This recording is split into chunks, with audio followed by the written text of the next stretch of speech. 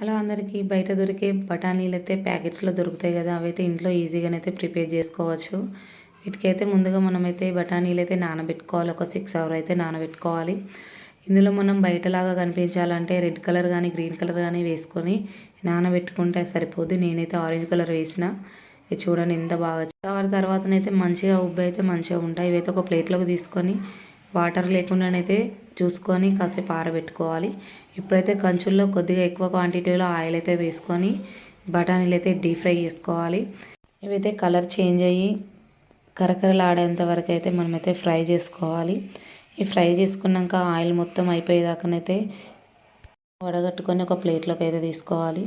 ప్లేట్లోకి తీసుకున్న తర్వాత కొద్దిగా ఉప్పు కారం వేసుకొని కలుపుకొని మనకి ఇష్టమైతే చాట్ మసాలా కూడా వేసుకొని తింటే మాత్రం బాగుంటుంది. మీరు కూడా ఒకసారి ట్రై చేయండి. నచ్చితే లైక్ చేయండి, షేర్ చేయండి, సబ్స్క్రైబ్ చేయండి.